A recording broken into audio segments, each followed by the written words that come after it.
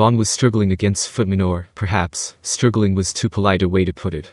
He was enlightened himself, and confident enough in his powers, but Footman had a magicule count large enough to easily overwhelm him.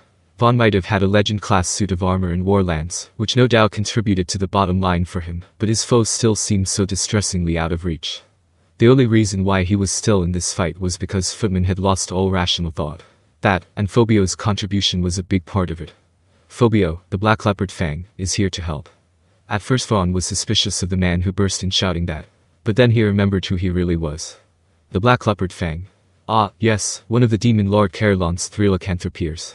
That's right, Caerlon has surrendered to the Demon Lord Milim, and Milim herself has formed an alliance with Lord Remure. He was not an enemy, in other words, and so Vaughn welcomed the assistance. Glad to see you. I was just thinking it'd be tough to go on much longer on my own.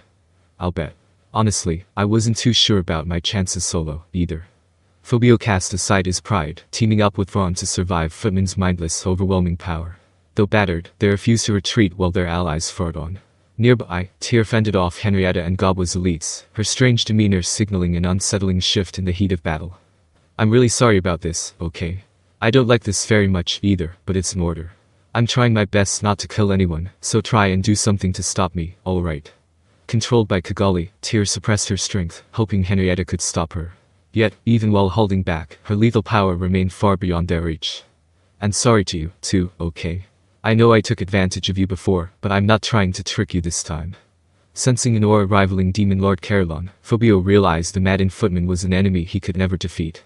So Phobio, for his part, was thankful to Teare for that. But, shut up. Quit reminding me of my darker hours. You don't need to spell it out. I'm glad you put him in berserker mode for me. Right? You guys are so weak. If Footman was serious about this, you'd be dead by now.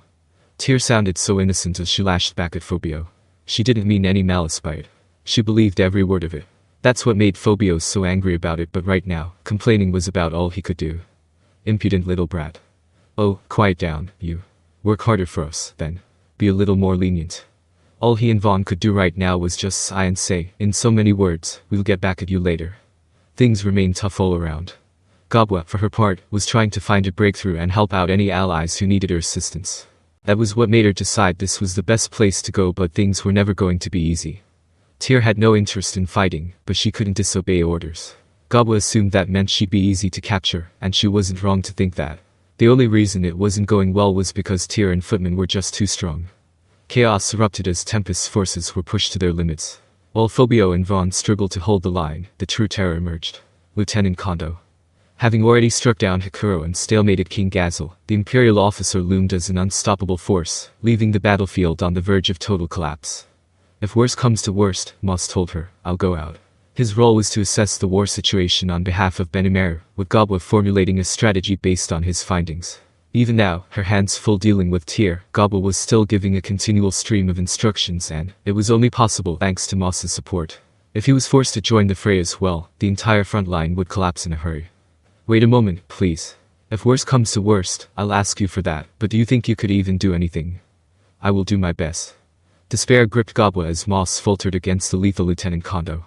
With Kigali's ritual unchecked and Valgrind looming, the battlefield teetered on the edge of total defeat. It couldn't be much worse. Now we know how much we've been relying on Sir Remure and Sir Benimaru this whole time. Gobwa had her regrets, but realizing that now wouldn't help matters. That was why she couldn't afford to give up. It's not over yet. The fact that Lady Valgrind hasn't acted yet proves that the demons are giving their best effort against her. The difference in strength must be massive, but they're still holding out for us. I'd never allow us to give up the fight before them. She recalled those proud, lofty demonesses. They hated to lose, and even though they were relatively new to Tempest, they had already been appointed to the 12 lordly guardians, among the highest in their government. Their strength was beyond Gobwa's imagination, but when Valgrind was the opponent, the despair was palpable. The mere fact they were still fighting against her was amazing in itself. We can't lose to them, Gobwa thought. Firing herself up further, she resumed her attempted capture of Teare. A man stood before Kondo Agera, dressed casually like a samurai. Go ahead, Agera. I won't get in your way. Esprit bowed out, focused on healing Gabil and Hakuro. Agera just shook his head at her. Esprit was always this way, always carrying on, trying to swoop in to grab the kudos when she could. It was clear she was running from battle because she saw no way to beat Kondo. The quintessential demon, one could say. So Agera paid her no further mind and pointed his sword at Kondo. For 300 years, no one had defeated him in battle. He knew Kondo defeated the great swordsman Hakuro and Gabil, and the thought made his blood boil. You were Kondo. Your skill makes me sigh in admiration. I too, live by the way of the sword, and I would be delighted to compete against you. In a no-holds-barred match, Agera knew he couldn't beat Kondo. Hakuro only managed to land a few choice blows because Kondo kept their battles strictly to sword fighting. Otherwise, even if Gabil and Hakuro took him on at once, they'd be quickly dispatched with Kondo not even taking a scratch. That was why he was making this proposal, as desperate as it seemed, but Agera was convinced Kondo would agree to it. That's because he sensed something oddly nostalgic in his swordsmanship. Lord Agera, so you've mastered the sword after all? Hakuro interrupted before Kondo could answer. What do you mean after all? Ah, well, you do seem to resemble someone I know, you see. Hakuro stammered a bit as Agera looked quizzically at him. In fact, Hakuro's grandfather and Agera were practically the spitting images of each other. It wasn't just a matter of their faces, they had the same physique, the same atmosphere, and the same inscrutable mannerisms. Do I? Well, unfortunately, I do not think we have met before. I have no memory of meeting you, since I was born into this world 300 years ago. And I cannot say if I've mastered the sword at all. I have merely resolved to fight with this blade for all of my life. Agera gave him a calm smile. To him, the sword was everything. I see. Please, don't mind me, then. Hakuro waved him off, stifling the assorted thoughts floating through his head. He had a suspicion Agera was the reincarnation of his grandfather, but he had no solid proof. And if Agera was Byakuya Rocky, it was nothing Kondo needed to care about. Hakuro had never beaten his grandfather, but he was still just a human being. No matter what the answer to this riddle was, it wouldn't help turn the tables on this fight. The only way to win was to defeat Kondo through sheer ability. This other person, Lord Hakuro. Yes, it was my grandfather. Hakuro whispered the answer to Gabil's groaned question. By the way, Esprit chimed in, did your grandfather die 300 years ago, Hakuro? Indeed he did. Then maybe it's possible, I think.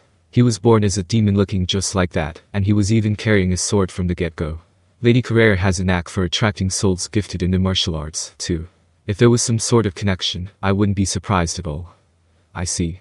Well, if that's the case, would you perhaps know some secret arts that not even you do, Sir Hakuro? I'm not sure.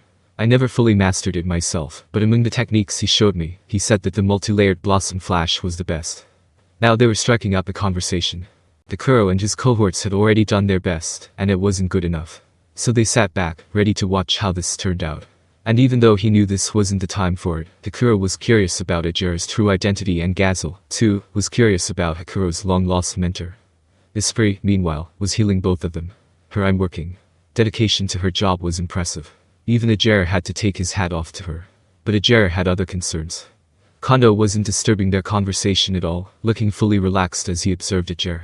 His job was to eliminate anyone who tried to interfere with Kagali's ritual. He had already picked out the most useful-looking enemies, and he had no intention of killing everybody on the scene. So he decided to attend to Agera, not letting himself panic. He only took serious measures against Gabil, because leaving him unattended would have been too dangerous. If a saint equivalent to him had been granted techniques from Hakuro, there was no absolute guarantee he could win. Kondo's job, as a result, was to prioritize winning, in other words, do his job. Against a clearly inferior opponent like Agera, he didn't mind playing around a little bit. But this was quite an unusual decision for him to make. He was a rationalist, always devoted to doing the job, and he hated wasting effort on unimportant things. His only weakness in that respect was his pride in the skill of swordsmanship he studied under. Look at me. Still too naive to let go of my personal feelings. But despite his misgivings, his curiosity still won out. All right, I'll play along, he was just about to say it, but he wasn't foolish enough not to keep an eye on his surroundings. Thus, out the corner of his eye, he saw Valgren go on the move. Kagali's forbidden cursed dead birthday was still in progress, but it looked like events were moving along now. Kondo would have to go on the move as well, whether he wanted to or not. Sorry. I want to take you on, but my work comes first. He put away his military sword as he gave Agera the news. He couldn't have been looking down upon the demon more, but even though he knew that, Agera could do nothing to stop him. And as he watched Kondo stride away, he couldn't help but break out in a cold sweat. I suppose, he muttered in frustration, I'll live to see another day after all.